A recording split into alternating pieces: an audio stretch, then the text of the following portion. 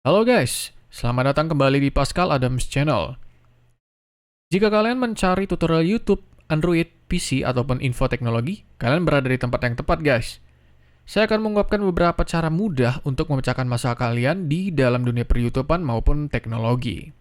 Langsung aja kita masuk ke videonya.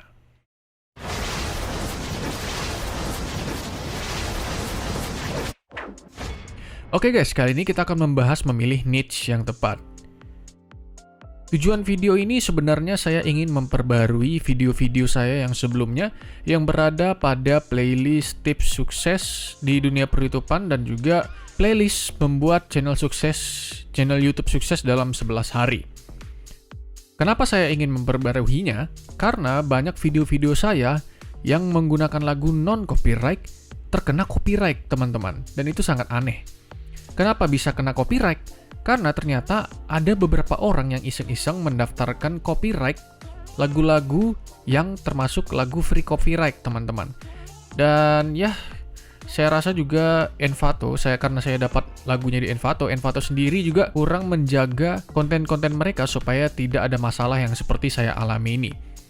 Nah, maka daripada itu saya akan berusaha untuk membuat ulang konten.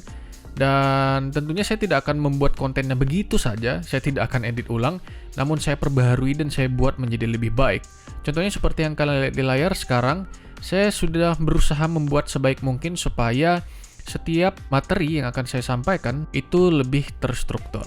Nah, kali ini kita mulai di part yang pertama dalam menyukseskan YouTube kita. Ini cocok buat yang pemula maupun yang sudah master. Sebelum kamu membuat channel YouTube, atau sebelum kamu berkarya, kita harus memilih niche yang tepat terlebih dahulu. Nah, mengapa saya harus memilih niche? Kenapa saya harus memilih niche yang tepat? Satu, karena ada algoritma YouTube yang tugasnya mengidentifikasi atau mengkategorikan channel kita. YouTube secara tidak gamblang mengatakan kepada kita bahwa dia menyuruh kita untuk fokus kepada satu niche saja.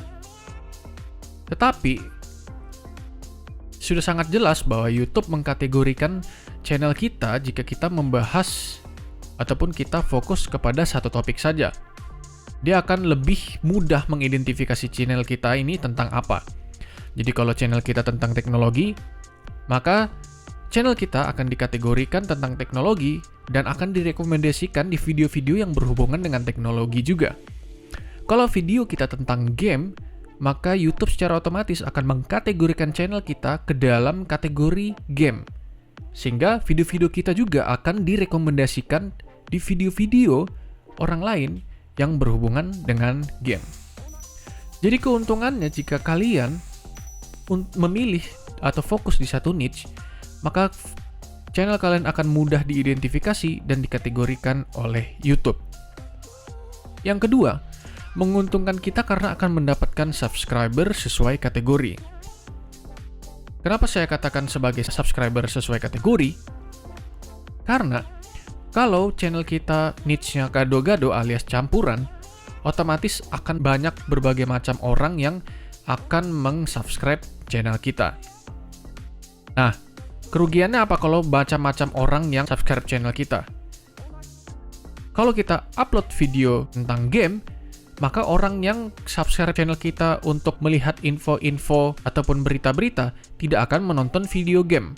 Begitu juga orang yang mensubscribe kita karena video info, maka saat kita upload video game, orang-orang yang subscribe untuk melihat info-info atau berita tidak akan menonton video game yang kita upload. Itu pertama. Kedua, karena akan sangat lambat kita mendapatkan subscriber. Toh, seperti di poin pertama tadi, channel kita susah diidentifikasi jika kita tidak fokus pada satu niche saja. Maka keuntungan yang kedua, kalau kita fokus di satu niche, maka subscriber kita atau pelanggan yang akan ada di channel kita nanti akan sesuai dengan kategori atau video yang kita buat. Maka setiap kita mengupload video, potensi penontonnya stabil itu lebih baik dibanding kita upload secara acak. Yang ketiga, video kita akan lebih berpotensi direkomendasikan oleh YouTube. Karena apa? Karena kita fokus di satu niche. Seperti yang saya katakan di poin pertama tadi, YouTube akan mudah mengidentifikasi atau mengkategorikan channel kita, sehingga otomatis berdampak pada video-video kita yang akan lebih berpotensi direkomendasikan oleh YouTube. Yang keempat, akan lebih mudah mendapatkan banyak view dan jam tayang. Kenapa saya katakan hal tersebut? Seperti yang saya sampaikan di poin kedua tadi, bahwa kita akan mendapatkan subscriber sesuai kategori. Nah, dampaknya adalah kita akan mendapatkan view yang stabil dan kita akan mendapatkan jam tayang. Karena untuk orang yang tertarik untuk kategori yang kita fokuskan atau kita bahas, maka pasti mereka akan menonton video kita dari awal hingga akhir. Dan otomatis kita akan mendapatkan jam tayang yang lebih baik. Nah, coba deh nanti kalian pikirkan kira-kira kalian mau bahas tentang apa, topiknya apa. Dan ya, jangan lupa subscribe channel saya karena nanti saya akan bahas juga tentang niche yang paling bagus dan memiliki bayaran yang tinggi. Kalau kalian mau fokus di AdSense YouTube ya, untuk memonetisasi channel kalian. Nah, selanjutnya, jenis-jenis channel apa, jenis-jenis channel yang ada di pasaran. Jadi teman-teman, sebelum kalian membuat channel, kalian harus menentukan juga kalian ini channelnya tentang apa, jenisnya apa begitu. Jadi yang pertama ada scalable channel teman-teman. Nah, cara kerja channel ini biasanya dalam satu channel kita harus rajin upload. Kalau bisa dalam seminggu kita upload setiap hari. Tujuannya supaya kita bisa mendapatkan traffic yang stabil atau traffic yang banyak teman-teman. Nah, cara kerja yang lainnya adalah membuat banyak channel dan setiap channel upload satu video per minggu. Jadi kalau yang pertama, kita bikin satu channel tapi kita upload setiap hari. Cara yang kedua, kita bikin banyak channel, setiap channel upload satu video satu minggu. Sehingga melelahkan karena harus membuat banyak channel dan upload dengan niche yang berbeda. Tetapi cara ini akan membuat penghasilan kita menjadi lebih besar. Nah, sebenarnya sih paling bagus scalable channel ini kalau kalian mau bikin banyak channel, yang versi banyak channel, itu kalian bisa bikin semuanya satu niche saja, satu pembahasan saja. Nah, kalau kalian mau lihat contohnya, itu seperti channelnya calon sarjana ya. Jadi ada sudah sarjana, ada bukan calon sarjana, ada sarjana goib, ada calon fotografer, ada calon ilmuwan, calon profesor. Mereka itu satu jenis channel, yaitu scalable channel.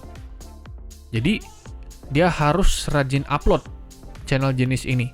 Dan biasanya video-videonya itu ya seperti yang kalian tahu lah, calon sarjana itu seperti apa video-videonya. Kompilasi-kompilasi video, atau membahas tentang info-info tertentu digabung jadi satu, lalu diedit, jadilah video-video yang menarik. Begitu juga biasanya scalable channel ini dia hanya dubbing ya teman-teman. Jarang mereka membuat atau membuat video yang menampilkan wajah. Tapi biasanya dia kompilasi-kompilasi video dan hanya dubbing saja.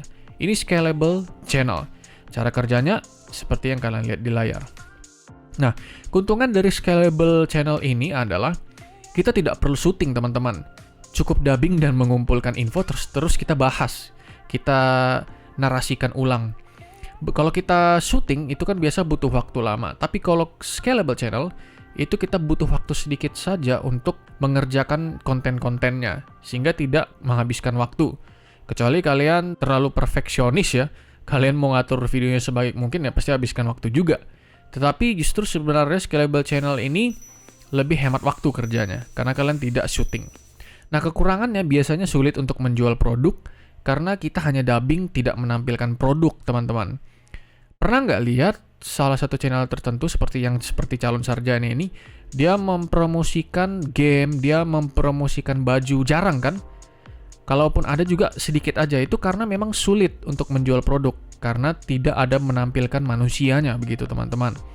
Justru nanti di jenis-jenis channel selanjutnya itu yang lebih mudah untuk menjual produk.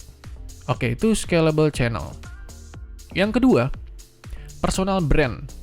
Nah, kalau jenis channel yang satu ini tujuannya adalah personal branding teman-teman atau membranding diri kalian. Pastinya harus tampilkan wajah dan juga memiliki talent tertentu, entah itu profesional gaming, sinematografi, film, dan lain-lain ya. Contohnya adalah seperti kalian lihat di layar sekarang adalah Atta Halilintar. Dia membuat video-video tentang vlogging ya, tentang kehidupan sehari-hari ataupun jalan-jalan kemana. Ini termasuk dalam personal branding.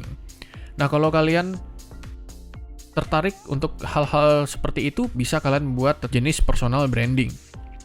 Nah, keuntungan dari jenis channel ini adalah kita memiliki branding diri dan kita memiliki popularitas, walaupun sebenarnya akan ada prosesnya. Kekurangannya, kita akan sangat membutuhkan waktu untuk meningkatkan traffic channel kita. Karena kita bukan siapa-siapa, membutuhkan proses yang cukup panjang supaya orang dapat mengenal diri kita siapa. Jadi personal branding itu tidak sebentar ya, tapi cukup memakan waktu dan membutuhkan proses yang agak lama untuk membranding diri kita. Nah, yang ketiga adalah jenis combined channel. Jenis channel yang satu ini tidak terlalu berbeda dengan personal branding ya teman-teman. Dan juga tidak terlalu beda juga dengan scalable channel. Karena tujuan channel ini juga biasanya untuk personal branding. Biasanya channel seperti ini membuat video tetapi tidak menampilkan wajah seperti scalable channel. Namun, biasanya nama channelnya menggunakan nama sendiri. Contohnya channel saya sendiri, saya menggunakan nama Pascal Adams. Walaupun perbedaannya biasanya channel combine atau combine channel membuat video yang sangat brilian, yaitu tentang opini ataupun membahas opini-opini tertentu. Tapi dalam kasus ini walaupun saya jenis combine channel, saya tidak terlalu membahas isu-isu ataupun opini-opini tertentu yang sedang viral atau yang sedang ramai dibahas orang. Justru saya lebih senang berbagi dan memberikan video tentang edukasi, entah itu pembelajaran dan lain-lain. Nah, keuntungannya dari jenis channel ini adalah tidak berbeda jauh dengan personal branding, yaitu branding diri dan juga popularitas.